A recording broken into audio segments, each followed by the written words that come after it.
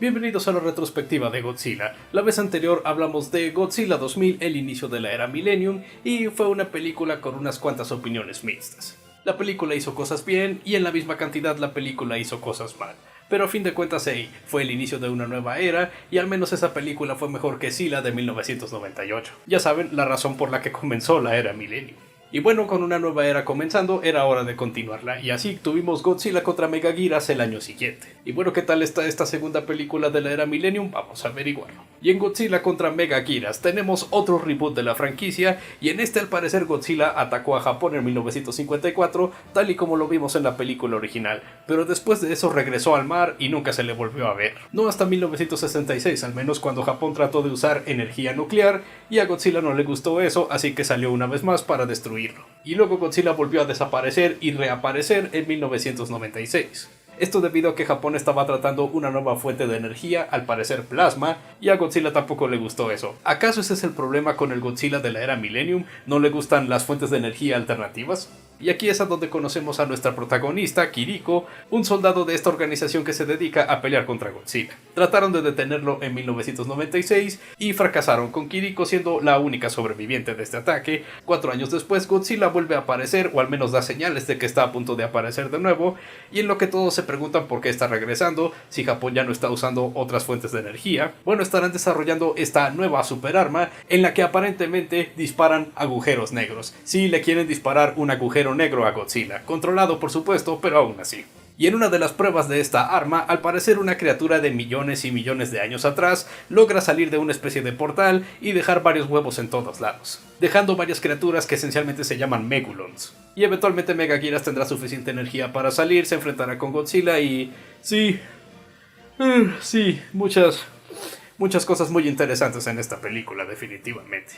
Sí, definitivamente debo decirlo de una vez, Godzilla contra Megaguiras es una película bastante blanda de Godzilla, una de las más débiles de las que hemos hablado últimamente.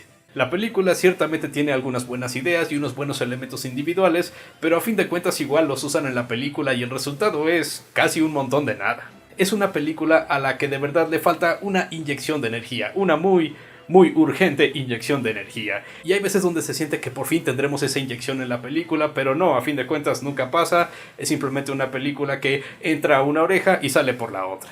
Entonces hablemos de esas buenas ideas o de esos buenos elementos y el por qué a fin de cuentas son desperdiciados en Godzilla contra Megaguiras. Primero que nada, la protagonista Kiriko. De hecho es un personaje bastante decente. Como protagonista de una película de Godzilla, esto ya es un material bastante fuerte. Un personaje militar que tiene una venganza contra Godzilla, sí, eso es definitivamente una muy buena manera de tener a un personaje principal interesante en una de estas películas.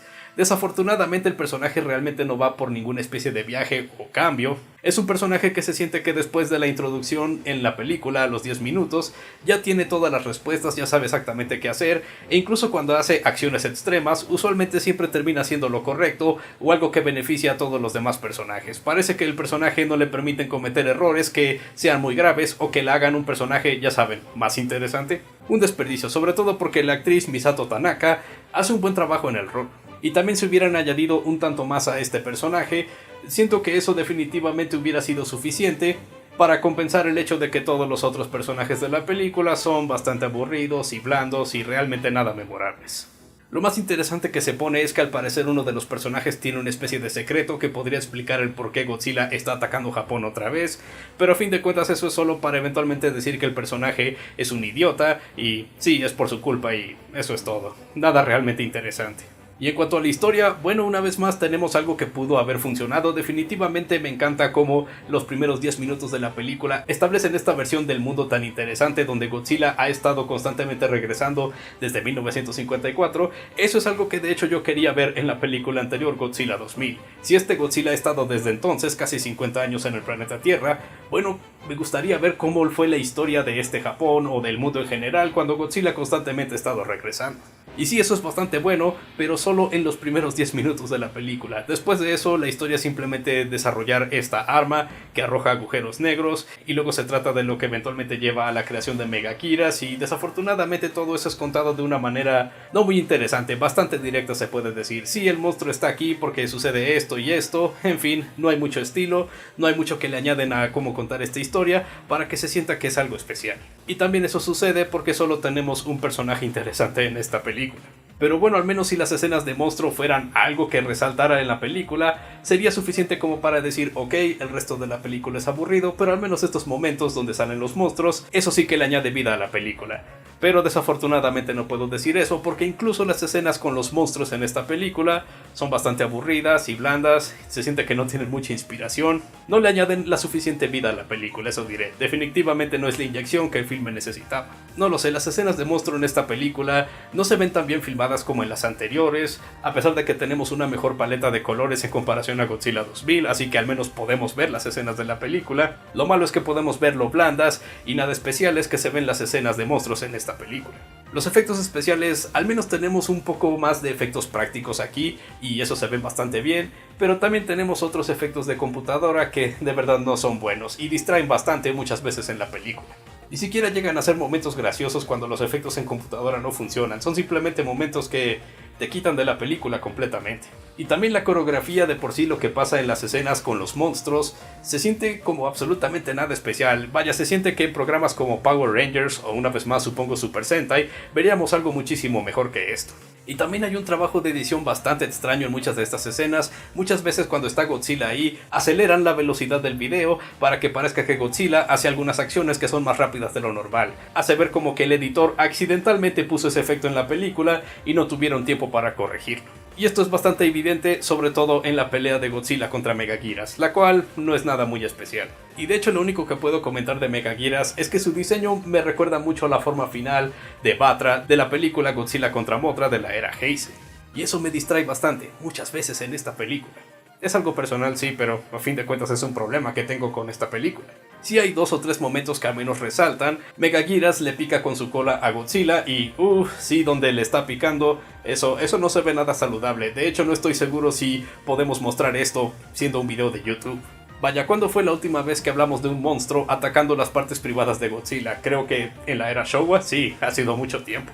Y luego también tenemos este momento donde Godzilla de alguna manera salta muy alto y se estrella contra Megaguirus. Eso fue grandioso, eso fue bueno, eso fue malo, eso fue bueno porque fue malo, eso fue malo porque fue bueno. En fin, fue un momento que definitivamente llamó la atención.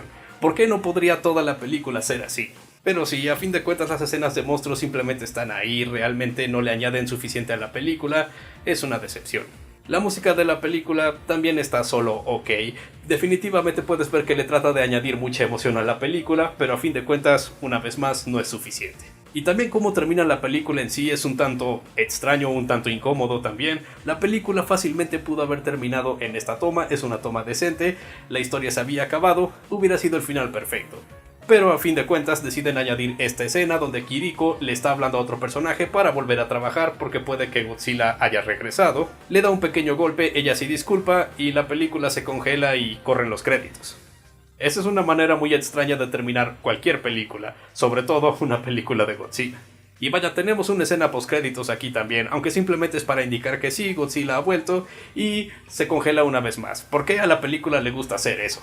Sí, eso es Godzilla contra Megaguirus, puede que este sea un video más corto de lo normal, pero es porque realmente no hay mucho que hablar de esta película. Es blanda, no se siente muy inspirada, no tiene mucha energía, es simplemente una película que está ahí. Y saben que esta siendo solo la segunda película de la era Millennium, de verdad me hace cuestionar, al menos en lo que todavía hablamos de esta película, si acaso valió la pena haber regresado a Godzilla tan rápido simplemente en respuesta a la mala recepción de Zilla de 1998. Porque ok, sí, tuvimos un inicio un tanto extraño con Godzilla 2000, pero de igual manera la era Heisei tuvo un inicio extraño con Godzilla de 1984, pero al menos en la segunda película de esa serie ya estábamos empezando a tener películas buenas, y en este caso tuvimos una película que en casi todo sentido fue peor que la anterior. Y sí, uno debe preguntarse, con 2 películas que no funcionaron, ¿de verdad valía la pena regresar a Godzilla tan rápido del retiro? O bueno, al menos eso era una pregunta en ese entonces, ya todos sabemos que eventualmente las cosas se pusieron mejor, empezando con la siguiente película de hecho. Así es, en el próximo capítulo de esta retrospectiva, por fin hablaremos de algo bueno que sucede en la era Millennium. Y ya estaremos en eso cuando hablemos de Godzilla, Mothra y King Ghidorah. Sí, ese es el verdadero título de la película, Godzilla, Mothra y King Ghidorah. Ey, ¿qué rayos sucede en esa película? Salen Godzilla, Mothra y King Ghidorah.